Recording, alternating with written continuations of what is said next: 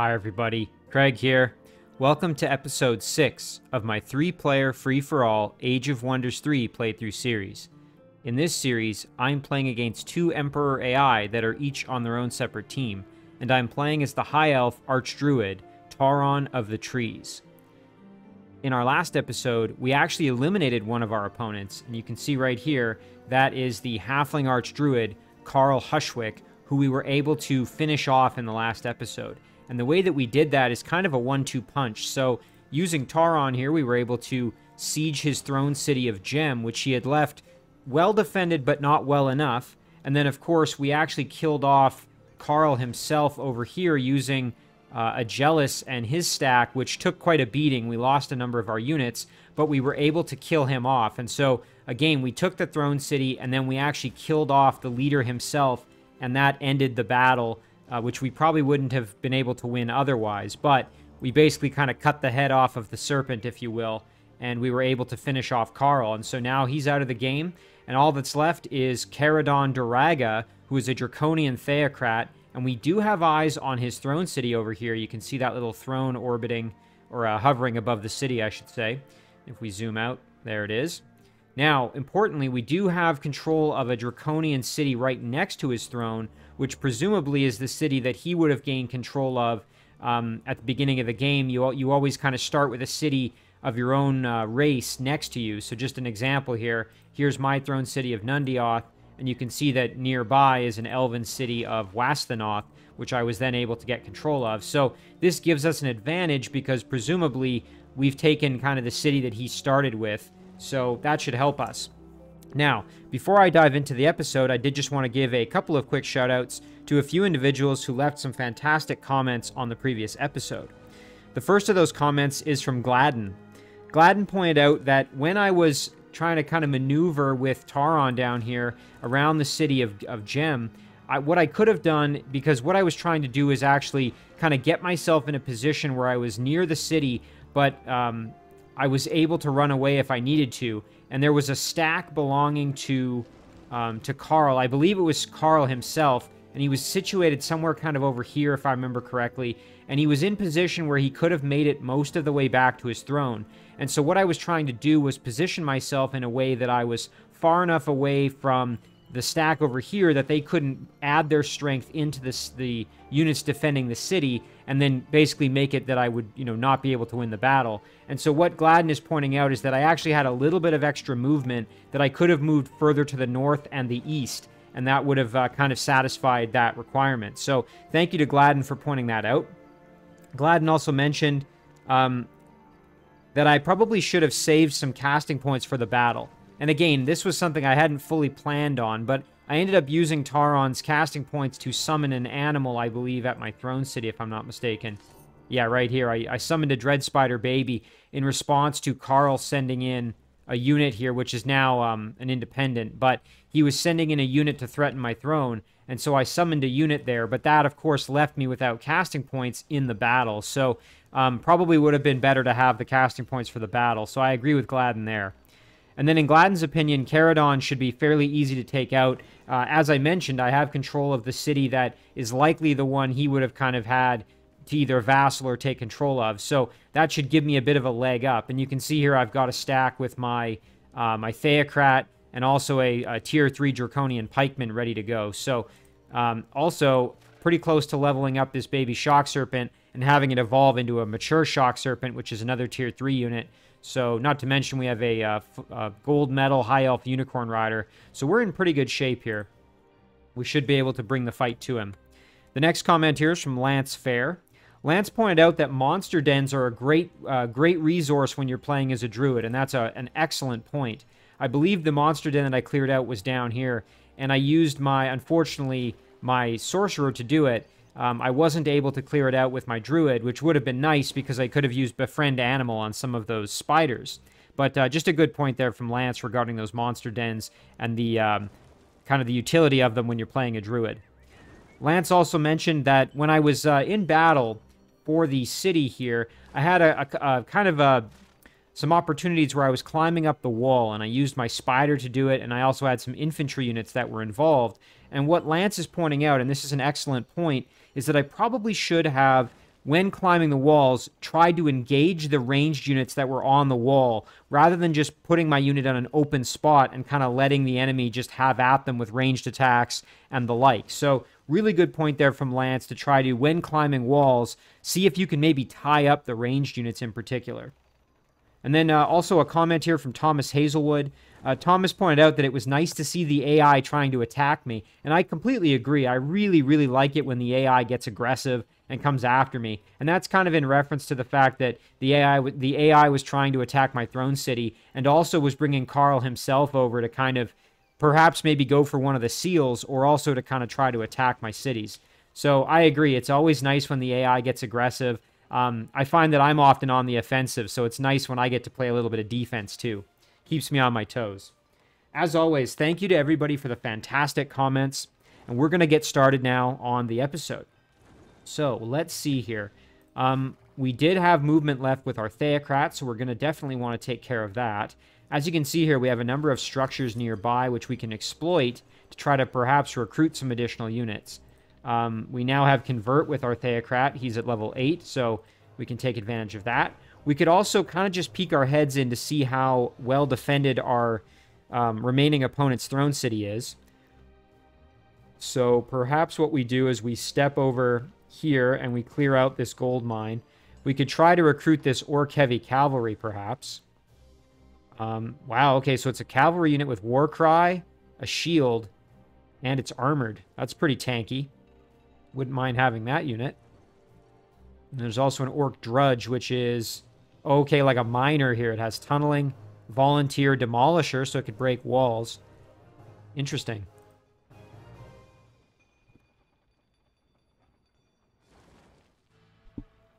Okay, so, again, the big question is, do we want to go straight for our opponent, although, again, we don't know how well defended he is, or do we perhaps want to just do a little bit of continued expansion here in the meantime? I'm thinking what we do is we step over and we'll clear this battle first, because that's going to help us out regardless. And I think we'll do No Mercy, because we want the experience, and we also want the opportunity here to perhaps recruit a unit.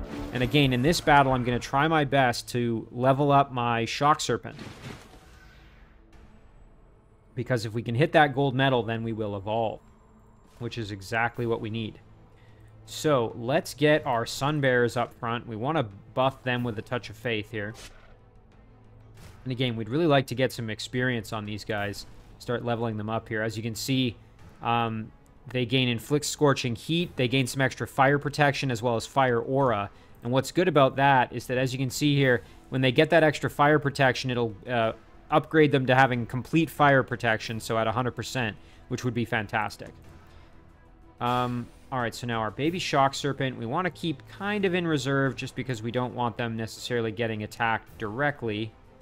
Vampire Spider Baby we want to start getting experience with as well. Our Blunderbussman's in good shape. And then we also have our Unicorn Rider. Okay, so as I said, I definitely want to try and recruit the heavy cavalry if I can. So our Shock Serpent basically just needs to do damage of any kind and we'll be good. So I think what we'll do then is perhaps we'll step up with Irillis. And you know what? We might even want to step up one more. Let's go like this. We'll step up one closer here. Do some big damage to the Drudge. Excellent. And then the Unicorn Rider, perhaps, we could step in, or we could step in with our Shock Serpent. Alternatively, we could move in with the Baby Spider and go for a web on the Drudge. Only a 55% chance, mind you. And I don't want to lose the Spider Baby. I don't want to risk losing the Spider Baby, I should say. Maybe what we'll do then is we'll step up with our Blunderbussman here. So I could potentially hit both of them, but I'm not going to risk it. What I'm going to do instead is move over here. Oh yeah, do some hefty damage, and then step up and get the kill with the Shock Serpent. And there's our level up. That's exactly what we needed. Oh, and here we go. The Spider Baby could try and web the cavalry. The only problem is we're going to take... we have a very low chance to do it, and we'll probably take some hits afterwards. The only thing is if we can reduce their movement, then they wouldn't be able to probably kill us necessarily. So maybe that's what we'll do, and then we'll use our Unicorn Rider to tie up the Greatsword. That's probably not a bad idea. The other option, of course, is we go and try to tie up the Greatsword here, which 45% chance. That's pretty good. Yeah, let's do that. Dang it. Okay, it failed. Worth trying, though. And then let's charge over with our Unicorn Rider and just do some big damage there. Sunbearer can hang out in defense mode. And now it's the big question is, where's the cavalry going to go? Oh, that's no good. Oh, okay. Thankfully, they didn't actually take all that much damage. I was concerned that my Spider Baby was going to get killed there from a 1-2 punch, but from both units. But it turned out that the cavalry attacked, but the Greatsword decided to attack the Unicorn Rider instead. So what we'll do now is we'll use our Spider Baby to get the kill. Perfect. There's a level up, getting them some experience. And now what we'll do is we'll step up, and we will go for a conversion here. 65%, so pretty decent chance. Excellent. There we go. That's fantastic. So now we have ourselves another Tier 2 cavalry unit. And there we go. We now have a mature Shock Serpent, which is very, very good for us. And we can continue trying to gain experience with the mature Shock Serpent because it can evolve eventually into a King Shock Serpent. So that's something we want to make sure we try for. Excellent. A little bit more gold, which is always helpful. So now, oh, and look at this. We also got ourselves a level up with our hero.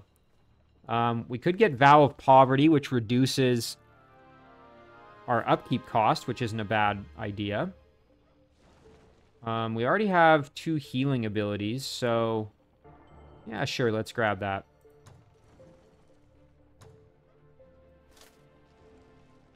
Okay.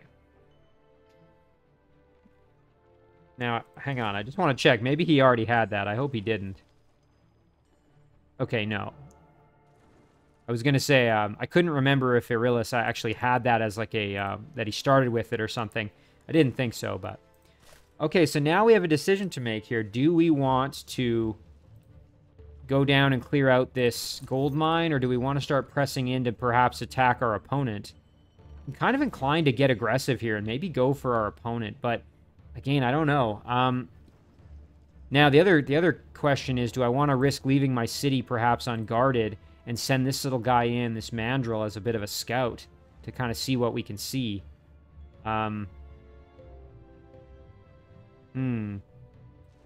Suppose the other option is we send... Well, I don't want to waste any of these units. I was going to say we could send somebody in as a scout, but I don't want to do that either.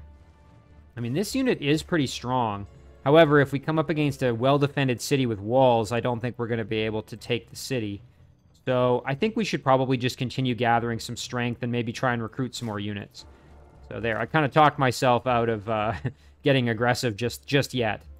Doesn't mean we won't do it soon, but I think we want some additional backup, perhaps, before we go real gung-ho on that. So let's do this battle, and we'll see if maybe we can recruit another unit here. Just to kind of keep building our forces up. So we've got a Night Guard, we've got a Glade Runner, and we've got a Vanguard. So I'll probably try to get the Vanguard.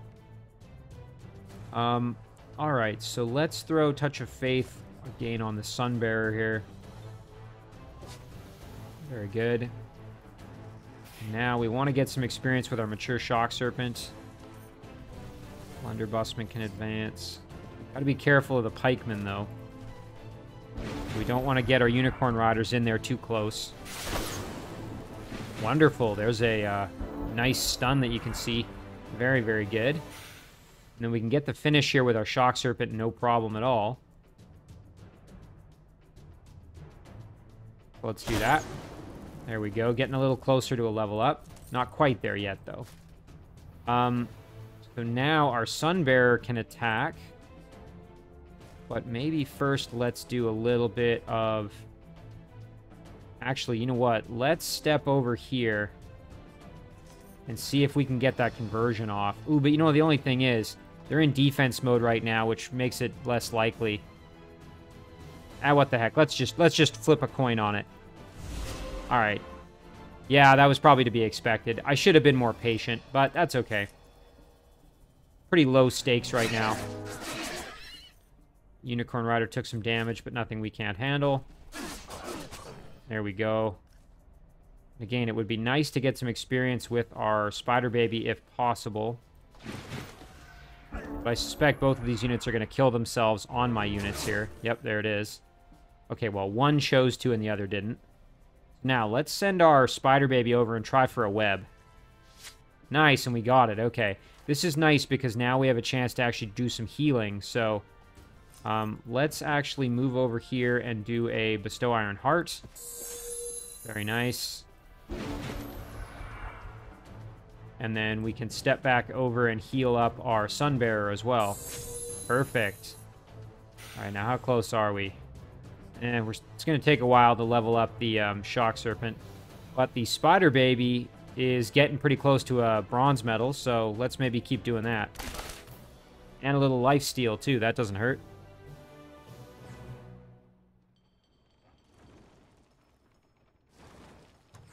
All right, perfect. So, more experience. We didn't get any extra unit there, but that's all right. And then we could probably do this tomb as well, since we're in the neighborhood. So then the other question is, do we want to maybe go for a seal and start trying to pick up some seal points? Or do we want to turn back, like I said, and start going for our opponent? I think pretty soon this city's going to be able to produce some units as well out of this.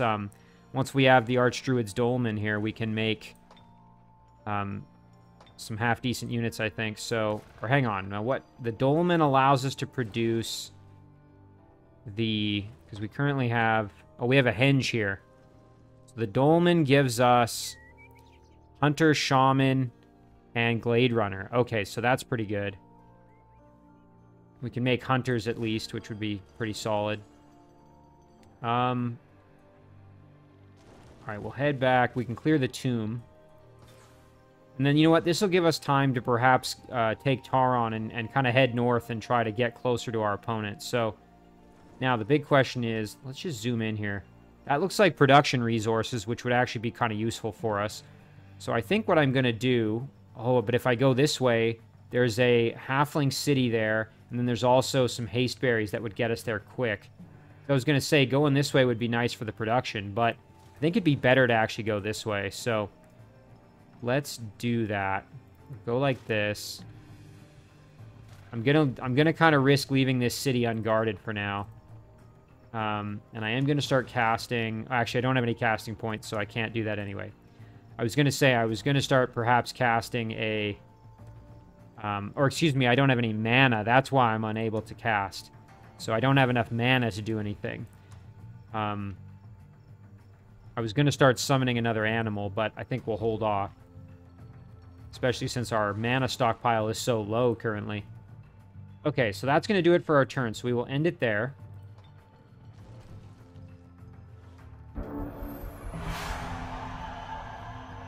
Nice. Nundioth is praising us as the leader. That's good. Extra gold. We can definitely use that. We did have an item arrive here. Iron Greaves for Irilis, so just an extra defense there out of those. That's good. And then I think we can sell off the boots. Yeah, everybody else has leg gear, so let's just sell that for some gold and some mana. All right, perfect. So now let's head back down here and see if we can... Okay, so we could head up and capture the halfling city on our way. Let's do that. So we can engage this battle with Tauron himself. So we're up against a halfling arty fellow, a halfling shield bearer, and a halfling adventurer. Let's just take a quick look. So this is a pikeman unit. Has pike square, armored, first strike as you would expect, and also has fast healing. Whereas the shield bearer is tier 1 infantry that has defender, projectile resistance, a shield. Oh, so they're actually pretty tanky little tier 1 guys. Alright, well, we'll do it manually. We shouldn't have too much trouble here. We've got our Canyon Spider that's almost back to fighting shape here. We'll just have to buff him a little bit. We'll start with Awakened Spirit. We also have our Dwarven Firstborn, who's very, very strong. And our Avenger, not to mention. Our Judicator.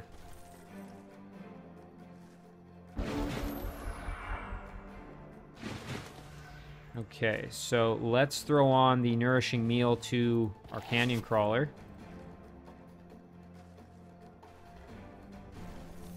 Alright, we'll just kind of advance here.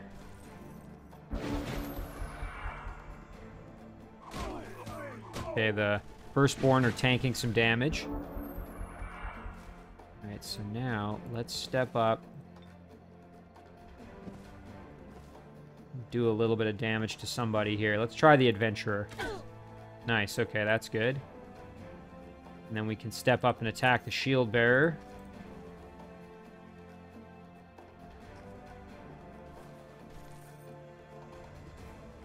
Yeah, let's hit the Shield Bearers for some damage here. Oh, look at that with a critical. That was huge. Then we can get the kill. Oh, and they got lucky, of course. Well, no worries. Instead, we can just kind of step up like this. Make sure our hero's guarded. Or our leader, I should say. Okay, yeah, our Canyon Crawler putting in the work. And then let's step up and get a flank shot here. Perfect. And then we can blast the Adventurer for some additional damage here. Okay, Lucky helping out a little bit. And then we could do a little more here, or we could try and... Yeah, let's get the flank with our Firstborn and try and get a level up. Or at least get some extra experience. There we go. Okay, fantastic. So now we have control of a little halfling outpost, which I'm going to migrate over to High Elves, I think. And we've got fertile plains all around. That shouldn't be too bad. So yeah, let's do... Migrate to High Elves. There we go. I think that's what we're doing down here. This one we were migrating to Draconians, and that's because we've got more Barrens down there. But up here we've got more fertile plains, so the Elves won't be as unhappy. So now what we'll do next time is we'll grab the haste berries and then head north, and we can meet up with our hero, and then we can proceed over to maybe attack our opponent. Alternatively, we could start clearing out the seals here and try to get some seals points going. But in the meantime, let's head over and see if perhaps we could clear out this tomb. Okay, so we've got a Dusk Adder. This is a type of serpent here, you can see. Inflicts severely poisoned. It does have First Strike and Predator. Okay. And then we've got Halfling Mourner. Ooh, look at that. Repair Machine, Heal Undead. Wow, that's kind of interesting. They have the ability to heal undead at Tier 1. Backstab, Inflict Despair, Volunteer. Wow. And then we've got a Skeleton Warrior, which is basically like an infantry unit that has a shield, projectile resistance, fairly standard there. The Archon Revenant Archer, and Deathbringer. Okay. So yeah, let's do this one in manual. Don't think we'll have too much difficulty here, especially with a Theocrat who can dish out the extra spirit damage. So let's buff our Sunbearer here with some Touch of Faith. And then we can advance ever so gently. So again, we want to draw them into... There we go. They're going to come out and face us. That's what we need. Perfect. Okay. Pikeman just tanked all that damage. Deathbringer tried to kill our Sunbearer, but we managed to avoid that, so no worries there. We should be able to just get the kill right here, actually, which would be great. So let's do that. Excellent. There we go. And then our Sunbearer can actually... Now, hang on. This Chant of Unlife. Each turn a dead unit will come back from the dead under the caster's control as an undead ghoul. The corpses of undead, machine elemental, and incorporeal units cannot be affected. So that means that this Deathbringer won't come back. It's really... I always forget about exactly how this one applies, but that really would only apply to something like the Halfling, the Dusk Adder, or the Halfling Mourner over here, because I don't think they're undead. No, they're not. Okay. So what we'll do is we will keep our Sunbearer in defense mode, and then... Oh, you know what? This would be great. Let's step up like this and do a Oh, we can't. Okay, that's not going to work. I was going to say we could blast them like this, but of course we can't actually see them, so that's no good. And if I go here, I'm going to block the Shock Serpent, so my plan was to hit them with a blunderbuss shot, and then... What if we go like this? It means one less attack, but that's alright. If we go like that... Yeah, there we go. That's pretty hefty damage, actually. We did 15. Not bad. Spider Baby can move in and try for a web, actually, which isn't so bad. Nice, we got the stun off. That's huge. Alright, let's move in and try for the web here. Okay, resisted. That's alright. And then we can phase in behind here. Do a nice big, amazing flank shot there. And then we'll end our turn. Okay, they used Heal Undead. Perhaps not all that surprising. So now we've still got the Skeleton Warrior who needs to be dealt with. I would like to try and convert in there if I can. Maybe the Mourner. Let's see. 60%. Excellent. There we go. Now we can get a flank shot here, which is good. And then we can get the finish with our Shock Serpent. Perfect. Okay, now it's just the Dusk Adder that needs to die. Oh yeah, here we go. Spider Baby can get the flank. Perfect. And then our Sunbearer can actually step up and help out. So let's do that. Great, okay. Wanted to get the Sunbearer a little bit more experience. And we got ourselves that Halfling Mourner as well. Although the Halflings really aren't too pleased with us at the moment, but that's alright. Melee weapon here. I guess I'll take this for the mana and the gold as well. We also don't currently have a melee weapon with our Theocrat, so sure, why not? Yeah, so he's not going to be very happy because of the race happiness is kind of at 0 right now. But that's fine. And then, you know what? We're going to have to clear this out so that our Theocrat can move up to us anyway. So we might as well head down and clear this out. Plus, we have a chance to perhaps convert one of these units if we can. So let's try that out. I'm going to probably try for the Epsilon Warrior or the Mahout here. We'll see. I should double check if either of them have mind control immunity. I don't think they do, but let's take a look. The Epsilon Warrior has a Sun Shield, projectile resistance, and defensive strike. Very, very powerful tier 1 unit. Kind of the infantry equivalent to the Sun Guard. And then the Mahout has devastating charge, wall crushing, guard breaker. I'm not... Okay, so I should be able to mind control either of them, which is great. The only problem, of course, is being Tigran, they have inherent spirit protection, which is going to make it more difficult. So just have to keep that in mind. Now, it'd probably be a good idea to use my pikemen to help out with the cavalry. But I think what I'm actually going to do is I'm going to rotate myself over here. Try to do some damage to this prowler. And so what I'm going to do is I'm going to heal my Unicorn Rider and then have them charge in and attack the prowler. Perfect, okay. Blunderbussman can retreat back. Spider Baby can rotate over here. And then we're going to have our Sunbearer step in and do some damage. Wonderful. And then we'll go like this. Okay.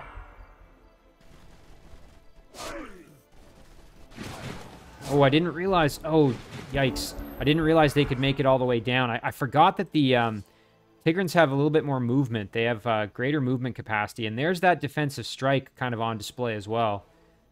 Alright, so I have to be pretty careful now, actually. Let's see if we can web the cavalry. Oh, and it failed. That's too bad. Well, now we're in a bit of a tough spot, actually. So, okay, we need to kill off the Prowler. So maybe we do that with our Sunbearer here. The only problem is that's going to leave them in a really bad position.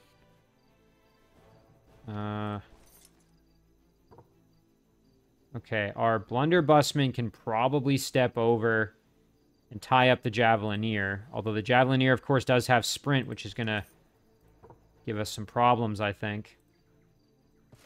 All right, we have our hero as well. We could try for a convert, but again, low odds. So we may actually just want to step over and do a heal on our Sunbearer here now that I'm thinking about it. There we go. Okay, and we'll get the kill there. And then we can try for the stun, perhaps. Our Unicorn Rider can step over. Do some big charge damage here. Alternatively, so what's going to happen is we're going to get flanked real good. Now, we can survive it looks like. So maybe we'll be fine. And let's see, what if they attack my hero? Yeah, no problem. So you know what we'll do instead is we will... We can't get over there by just moving, so let's go like this. And then we can attack there. Oh, perfect. We got the critical. That's exactly what we needed to happen. We can step up. Oh, that's no good. That's going to hit our own unit. What about here? Is that going to? Yeah, that will too. I don't know if there's a good way to fire my blunderbuss without hitting my units here. And I don't think I can fire it if I'm standing right next to the enemy either. So here's what we're going to do. We're going to go for the stun on this guy. Excellent. Okay, now we can just do some melee damage. Yeah, that's perfect. Okay. The big question is going to be, what do these Epsilon Warriors do? Okay, they went for my spider babies. That's fine. So now I can actually step over, go for the conversion attempt.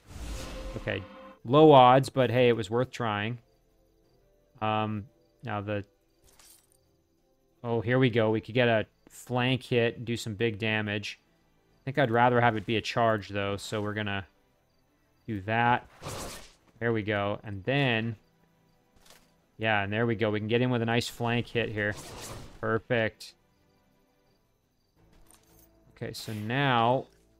I think we can just get the kill outright with our Spider Baby or our Mature Shock Serpent. Let's try it with the Shock Serpent and see if we can get that level up. Perfect. That actually kind of got a little bit dangerous there for a bit, but we came out of it all right. All right, we have the inn. We could actually recruit some units with some of our gold if we were so inclined. But I'm not particularly interested in recruiting any units at this point, so I guess I do have enough gold that I could, but I think what I'll do instead is start heading back this way with the Theocrat. So now the way is clear for Tauron to move up through here, and then we can use our 2 units to kind of charge in together against our opponent, or the remaining opponent, and see just how strong he is. All right, over to Wasthenoth now. This is our new High Elf Outpost that we have full control of. So probably be, I mean, again, you can see it's very underdeveloped as it's just a small outpost at this stage. Although it will expand in 2 turns, it looks like, you can see here. So maybe what we'll do is we'll get a Builder's Hall going just to improve production. This cavalry can actually, you know what, we could use the cavalry to do a bit of scouting for us, but I think it'd probably be better to wait before we go crazy with that. So, you know what we'll do is we'll go like this. We'll send the cavalry to guard the city, and we will send our little mandrill in. We'll see what happens with him. Okay, this unit's going to just continue to sit at our city. Now, we do, of course, have our sorcerer, who I think we're also going to actually step through here. Yeah, there we go. There's some nice healing, which we actually really needed. Our units were pretty beat up. So I think what we're going to do is, let's just check our throne. We're working on the storehouse, which is good. We need to increase our expansion a little bit, especially with elves. We have a bit slower growth. Now, in a perfect world, I would love to clear out the quarry, but we don't really have the strength to do that, so I'm going to just ignore it. And instead, I'm going to head over here to try to meet up with the rest of my forces. Okay. Yeah, we're going to kind of group up around our Draconian village of Ix, and then we can decide if we want to go and press the attack, or if we want to go for the seals here and fight these elemental units. Now, we can also start perhaps summoning another animal. I think we'll do the summon wild animal, and we'll end our turn.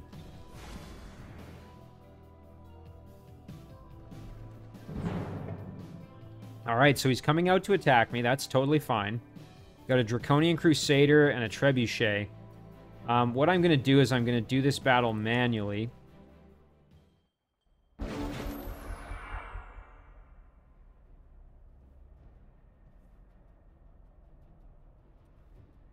Alright.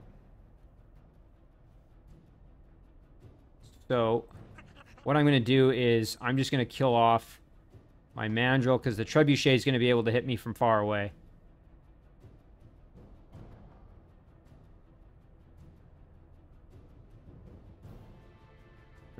Yeah. I was just looking at their movement potential. Okay, so... I mean, I could try to kite them, but I think we'll just kill off our Mandrill.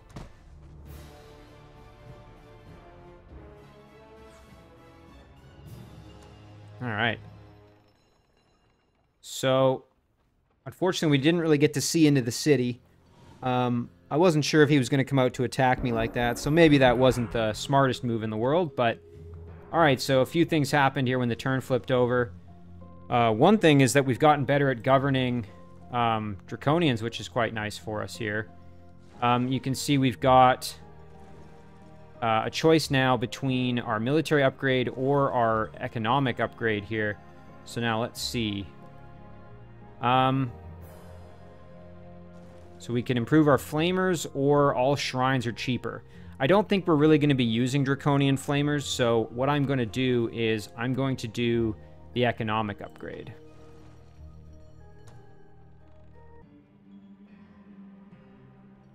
Okay, hi everybody, welcome back. Apologies for a rare cut in my videos. I actually had a really important phone call pop up while I was recording the first part of this episode, and I had to take it. So that's why there was a rare cut. There was no funny business. There was no cheating. There was no nothing. So don't worry about that. But I had to take the call, and so this is why there was a jump cut. But anyway, let's get back to it. So as I said, whoops, a lot of things have come up over the when the turn flipped over here. So you can see we've got our alignment has changed to slightly evil, which is fantastic because now our as our alignment gets more and more evil, basically our people are going to get happier and happier. So our morale, our troops, you can see here you have become more evil. That's going to give us 10 turns of extra base happiness. So that's great. Obviously the halflings are not very pleased with us given that we're well, migrating all their cities. Now, we do have this Arch Druid Dolmen here in Ix, which is great. So that means that if we wanted to, we can now start making a Draconian Hunter. However, the Draconian Hunter, not necessarily maybe as useful as the Elven Hunter, but what we could now do is we could make a Henge, and then, oh, and that would give us a Draconian Arboreal. Okay, so a different version of a Shaman, I guess. Now, that would be pretty cool to get to see. The only thing is, I don't think we are there yet, so let's check our research. Yeah, we would have to finish the ability to actually research, or excuse me, the ability to actually produce Shaman before we actually go forward here. So, what's Animistic Knowledge? Treasure sites within the Empire's domain generate an additional +3. Okay, that's right, knowledge income. That's kind of useful, especially to jumpstart research there, but getting Shaman would be amazing. Boy, this is kind of a tough one. That would take 6 turns, though, which is, you know, by then, who knows, the game might be over, although I don't want to get ahead of myself. Let's see, if we wanted to actually start producing maybe some useful units out of here, like, again, the Draconian Hunter is really not anything to necessarily write home about. Yeah. So, maybe I shouldn't have, in retrospect, maybe I should have built a war hall or something like that, but that really only gives us the charger and the raptor. I would have still had to make the Peak of the Forefathers to really get anything super exciting out of there. So, I also have the Draconian Warrior. Okay, well, at least, you know what, these are all pretty much one turn here for most of these, so that might actually help us make our decision of what we make. So we could do Warriors and Crushers or whatever here, whereas the Flamer and the Hunter take 2 turns. So we could just start spamming Draconian Warriors if we really wanted. They have Shield, Inflict Bleeding Wounds, that's pretty good. The Crusher, however, has Projectile Resistance, Overwhelm. Do like Projectile Resistance. Well, I have some time to think about that. I'm kind of hemming and hawing over it, but... And again, sending that scout in maybe wasn't the wisest choice, because I really didn't think they would come out and attack me like that, but hey, they decided to. So now what we have to do is rally our troops. So let's get our leader up into the fight, and there's the other seal location you can see right here in the mist. I think we're going to just go for the aggressive win here by trying to fight directly with our opponent. And so what we're going to do is we're going to bring all of our units together, and we can add in this little guy into the stack here. Again, he's not particularly happy, although his morale is high, but you can tell that he's their race happiness is unhappy, so he's a little bit upset with us. Oh, okay, and look at this. Alter Node Empire bonus is now researched, which I think means that we get additional mana income from... how does that one work again? Alter Node provides an additional +5 mana coming from any of the nodes available inside the domain. That's pretty cool. So basically, we just get extra mana income for having mana nodes in our domain, which is fantastic. All right. So that's helpful. Now we have a lot more mana income. Let's see. Gem has finished migration. Clematis has finished migration. So now we have ourselves an Elven Outpost. Again, it's going to take a little while to have it really able to do much. Perhaps we do a Builder's Hall. Now, actually, this brings me to a possible research choice here, which would be Expansionism, which would help improve our outposts. It would basically give them extra production, and their population growth would be doubled. Now, the only thing with that is this outpost is about to grow and no longer be an outpost, so it would really only benefit this Elven Outpost. So maybe not the best choice. But that is pretty useful, all things considered. Another option would be just more casting points, especially since we're going to be getting into a fight here pretty soon. So maybe that's what we do, just to have the extra casting points. Although, again, I don't think we really have... Yeah, we just have Savage Rage, which really isn't going to help us in battle much. So, I'm not sure how useful that even is, really. Enchant Weapon. I mean, that could be useful in battle, I guess. Although it's pretty minimal. 2 different sources of magical damage, and you get +1 of 2 of the following. Okay, well, I won't worry about my research choice until we've kind of finished up the turn here a little bit more. So again, I'm going to keep my units together and start just moving towards my opponent. Where is the sorcerer? I had him moving over as well. Ah, there he is. Okay, so let's get a Jealous to kind of move over. There we go. We want to add in some units for him as well. Maybe we'll have a Jealous pick up this heavy cavalry on his way through. And you know what? Let's produce... Does he need a ranged unit, maybe? Yeah, he could use something with some ranged capability. So maybe we give him a Draconian Whelp. So let's do that.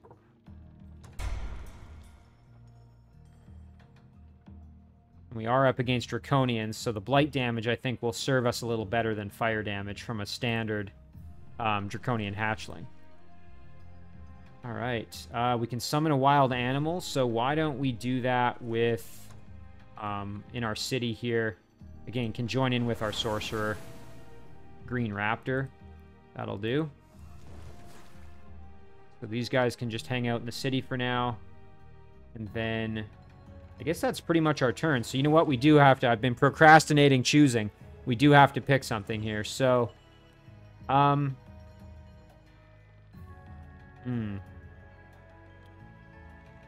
do Expansionism.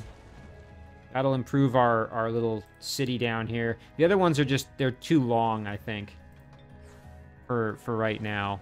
Again, not that necessarily this is all going to matter that much. Ooh, and look at this. A Draconian Sage.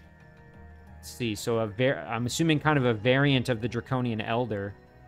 So it's a support unit. It has Banefire, which is a very, very powerful ranged ability. Minor Bard skill. That's actually quite useful. Just basically gives a morale boost to everybody in the stack, except for Elemental, Machine, and Undead units. Very cool. It's kind of like a more generalist version of the Elder, because the Elder is built to support Draconian units with Dragon Ancestry, and focuses more on the fire damage exclusively, whereas the Sage, again, is a little bit more generalist. So, very, very cool. Let's see. We also have... What do we have in this city already? Oh, and because this the opponent that we took over was a druid, we actually already have the dolmen constructed, which is fantastic. So, let's see. We've got some options here for what we want to do. I think, first of all, though, we should make somebody to just guard the city. So why don't we make... Sure, let's do a Draconian Hunter. Back to Nundioth here. I think we'll just continue improving the city, because why not? So how are we doing? 9 turns to grow, so we're not going to grow for a while. An observatory wouldn't be bad. That would improve our speed here of our research, so let's do that.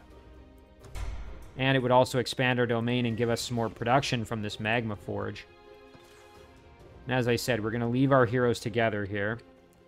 So yeah, that'll do it for our turn. Sure, we might as well start summoning something else, because we can. I do have to be careful, though. We're using up a lot of our mana.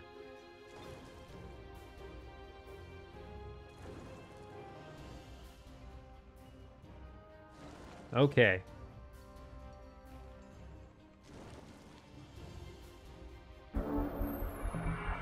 Let's see. So we've produced our Whelp and our Hunter. So we can actually send our Whelp out to fight here. And again, we're going to be bringing in all of these units to start making an army. Jump in like that. And you know what? I was going to say we could bring both, but it would be good to leave at least one unit to kind of babysit the city. Although, how much protection that's actually offering is debatable. And then what we'll do is we'll move everybody else up like this. So then our three heroes leading their armies can basically move in, and we might be able to take on the Throne City in kind of one fell swoop here. We'll have to see. Back down to Gem. I guess we could start working on kind of developing the city a little bit. Just in case this, upcoming fight isn't as easy as I thought, or it goes poorly. So maybe we'll do an observatory. And then back to Ix. I think we'll focus just on the military aspect here. So let's do a Crusher. Because again, we might need some backup from a few extra units. So let's do that. Now here's a situation where maybe I shouldn't have actually done the Summon Wild Animal. And the reason I'm saying that is because if we do get into this fight in the next turn or two, I want to have the casting points. But actually, no, I don't. Because, again, Savage Rage is the only spell that I have. So that's not really going to help me. So maybe I just don't worry about it. The extra unit might actually be worth it to have. So we'll tell that guy to just chill out. And then we're good. Okay, and this guy's going to stay in the city. Okay. Ooh, I hear something flying in there. All right, now let's cautiously step our way in here and see what we can see. Okay, looks like he's got... Okay, here he is. So there's Caradon himself. Boy, I really like the way he looks. That's a very cool character design there for him. Prayer for the Hurt. Caster's units heat regenerate an additional +6 health each turn. He's got frostbite projectiles from his quiver of frostbite. He's chaplain, devout. Okay. And then he's also got himself a hero, a Draconian Arch Druid. Kalatha the Unbound. Longbow, Dragon Ancestry. Interesting. Okay. So, oh, and look at this. Wow, he already has Draconian Evangelists. Holy cow. So he's doing pretty well. He's already able to produce tier 3 units. Draconian Chanter, an irregular unit here. Chant of the Luring Flame. Attempts to taunt target enemy unit. Taunted units don't obey orders, and instead they attempt to attack the nearest enemy unit with their melee attack for 2 turns. This would be really good to use on like an archer unit or something that's not a melee fighter. Boy, that's kind of cool. Now, the good thing here is, depending on how well defended this city is, it might actually be able to... Okay, yep, I was going to say, we're definitely going to attack, because even if we can't get everybody into the fight, we're still going to do it. And the reason I say that is because if we can capture the city and kill Caradon himself, then we'll have won the game. So let's try it. We should be all right. Just have to make sure everybody can get involved here. So what we'll do is we will step up. Just want to make sure we're doing this as efficiently as we can. So hang on, we could step over like this. Yeah, if we want to have our sorcerer involved, we're going to have to go there. And then... Oh, and we can't get any further with this stack, so we might have to do a little bit of creative juggling here. So let's go like this, and then what we'll do is we'll move maybe our least important unit out of the stack, like that, and we'll move our hero in, join in with our Theocrat, and then everybody else is going to have to just stay back because they can't, unfortunately, get involved. But I think we're strong enough as it is.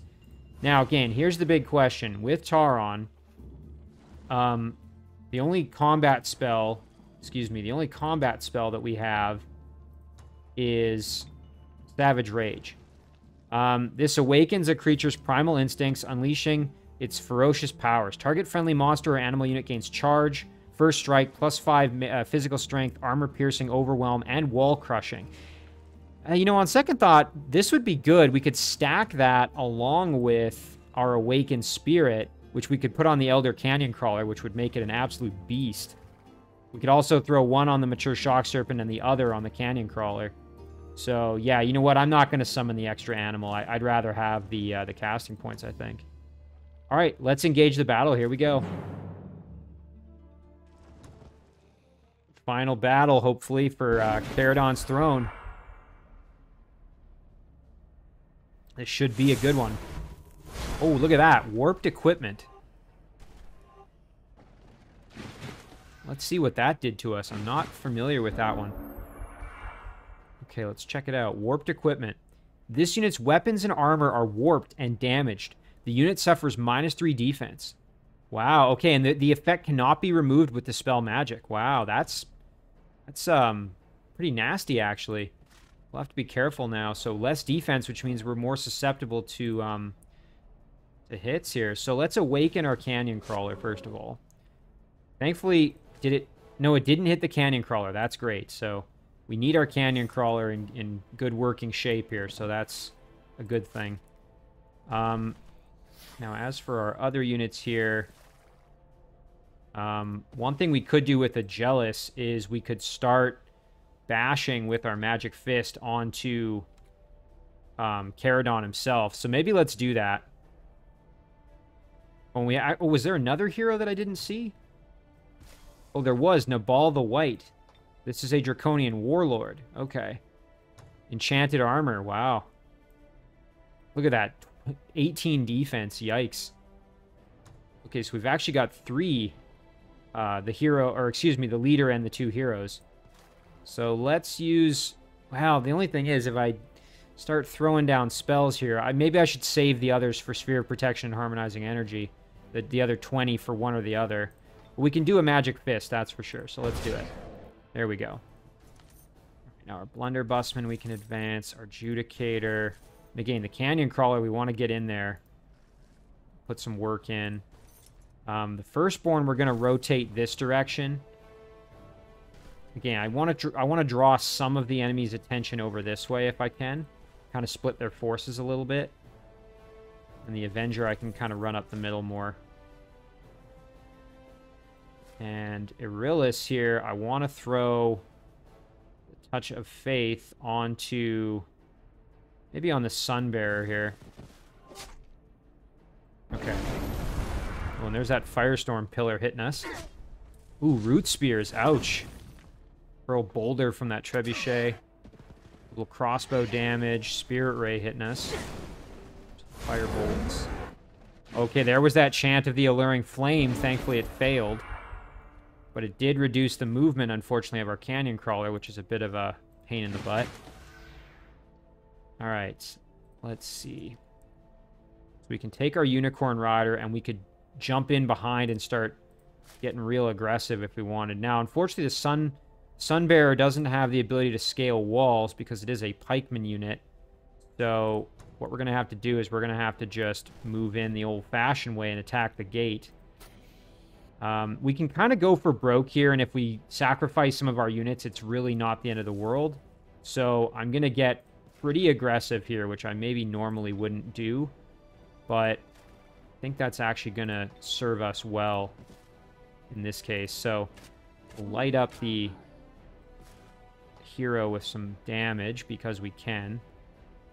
Now here we can do a Bestow Iron Heart onto the Unicorn Rider. And then we can actually phase in behind if we really wanted to. The big question is, who do we want to hit? Caradon himself or Nabal? I'm thinking maybe Caradon. Let's just check casting points. Still has 20 left, so could be worth it to just jump in like this. And then do a big flanking shot. Oh, nice in the critical. That's huge.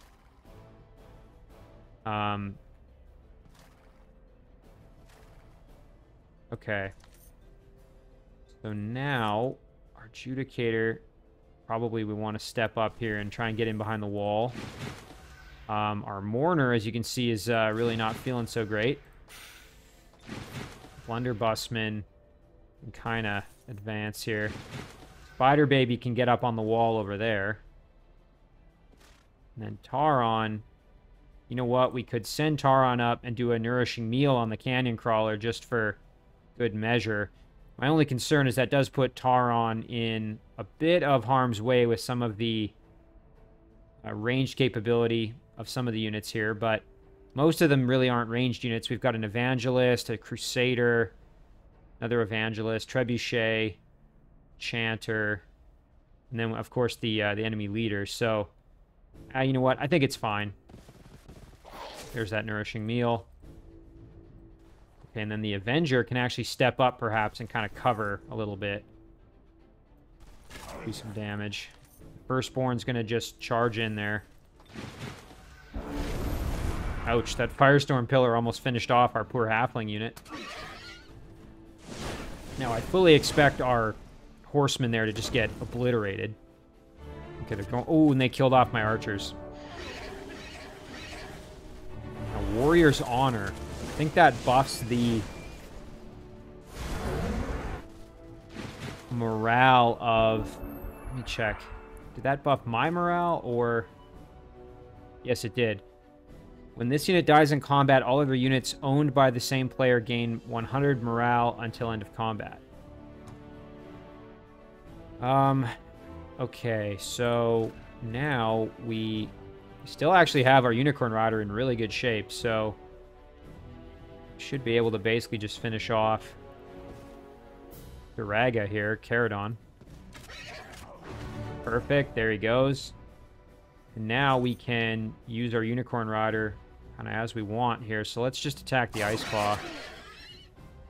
And then we can attack the gate with... Probably be better to actually hit it with the Sunbearer, who does a bit of fire damage. And then we'll keep our Shock Serpent nearby, ready to get through. Alright, our Spiders are now able to get in behind the wall, so let's park them right there. Our Canyon Crawler can get up on the wall, which I think we should do, just given that we are able to. And now Tauron can actually step over here and do an Awakened Spirit on the Mature Shock Serpent, so let's do that. And then our Firstborn can actually get up on the wall. And it's probably going to take a lot of damage, but might as well. Like I said, we're getting real aggressive here. Irillis did take some damage, so I'm going to drop a heal. Meanwhile, the Judicator can advance here, and we do need to get up on the wall with the Judicator, so I think what I'll do is I'll actually kind of sit back here.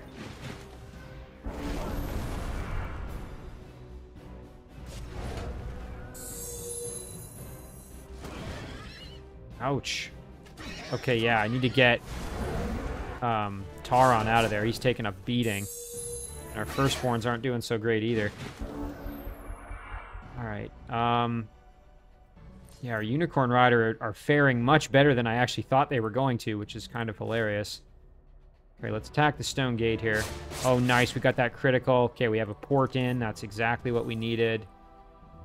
We can blast for some damage. Nice. Not much, but a little bit. And then the Canyon Crawler can get in there and start kill off that Trebuchet.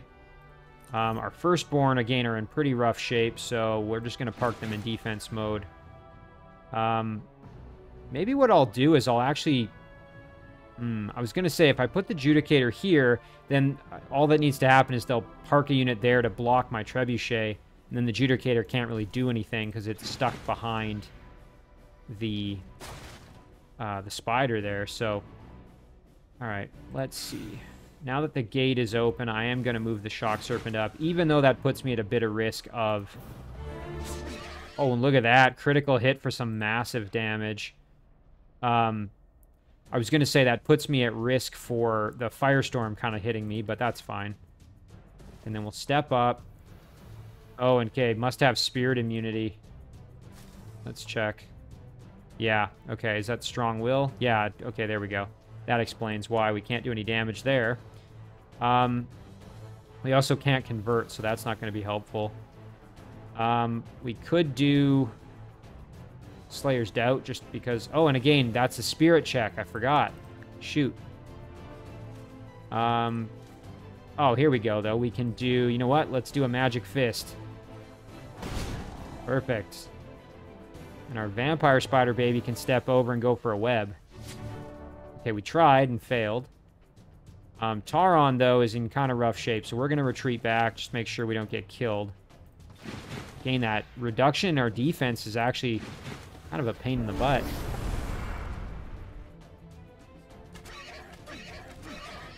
Okay, taking some hits. Oh, they converted one of our units, so we're going to have to kill off that hero. Hopefully it was just a blunderbussman, so no big deal. But we need to now kill off this Arch Druid. That's interesting. I'm not sure... Oh, never mind. It wasn't the Arch Druid. It was the Evangelist. I was going to say, I didn't think the Druid had convert, but it's the Evangelist that did it. Alright, so yeah, that Evangelist needs to die. Oh, and there's a big hit with some critical damage. Our Spider can step up here and do a nice big flanking hit. Perfect. And then step up and get the kill. Sure, why not? Excellent. All right, let's get our Judicator up on the wall. Again, the Firstborn... Oh, the Vampire Spider Baby died, but that's fine. Again, we're willing to make some sacrifices here. So now our Firstborn can actually step in and do some big flanking shots to the Evangelist here. Nice. And then we can get our hero into the base. The only problem is if we do that, we're kind of at risk of this hero potentially hitting us for some damage. So I don't want to lose the hero. So let's retreat back. Going to be a little bit of a chicken on that regard. We'll do a little bit of damage. Unicorn Rider's in kind of rough shape, but can at least move over. The Blunderbussman can step up as well. And then Tauron, again, we're keeping back just because we don't want to risk it.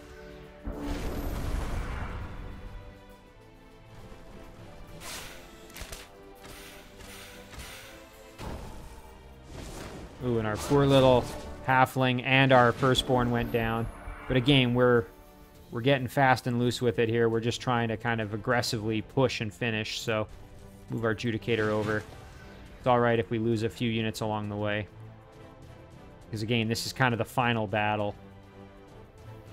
So let's do this. And then we can do... Actually, our Canyon Crawler should be able to just kill the hero directly. There we go. And now we can get the kill there. Oh, I didn't realize they explode when they die. Ouch, that Shock Serpent took some unnecessary punishment. We'll start riding over to get rid of the Settler. And then the only unit left, I think, is the Crusader and the Evangelist over there. So, might as well start moving over to try to assist.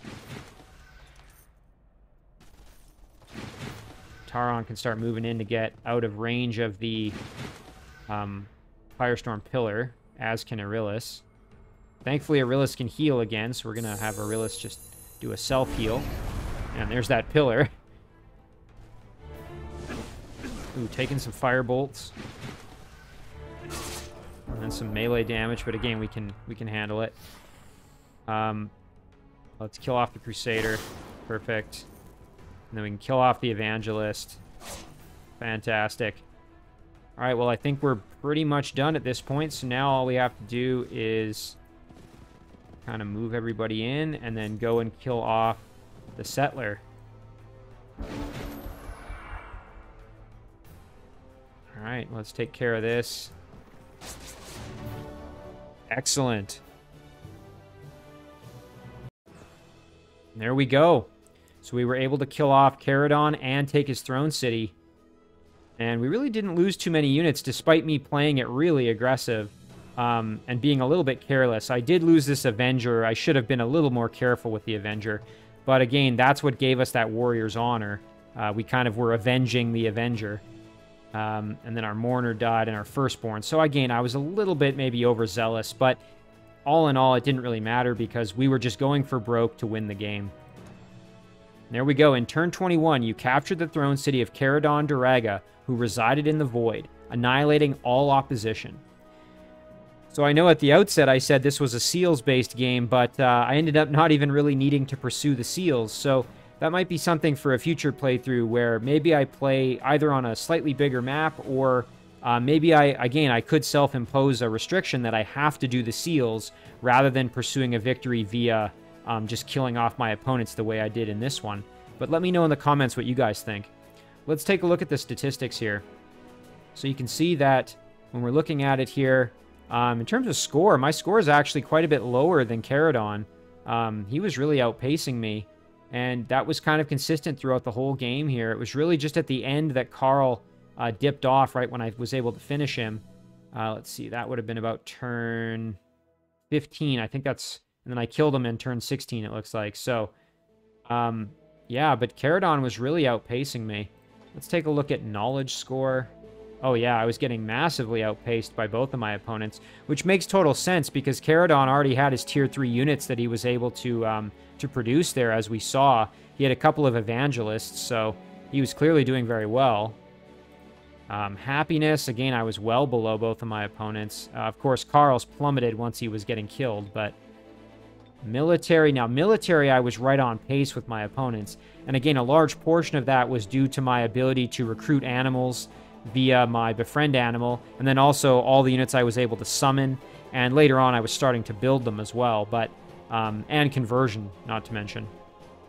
You can see Carl obviously lost a ton once I was able to kill him. And then domain score. And of course, right at the end, I outpaced them because I was capturing all the other cities, but up until right around, well, it was turn 15 when I captured the throne city into turn 16 there, the throne city of Carl. That obviously increased things for me dramatically.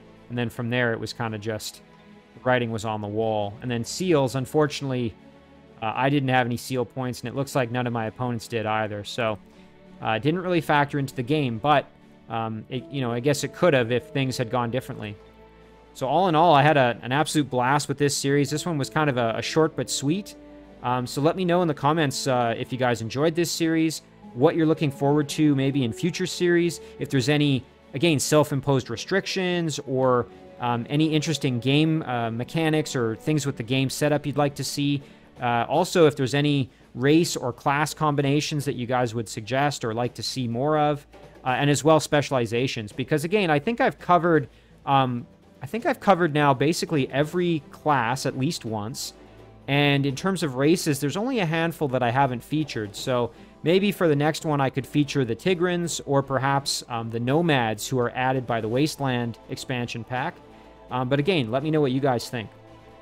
So we are going to call this one a series. And as always, guys, thank you very much for watching. I really do appreciate it. And I will see you in the next one.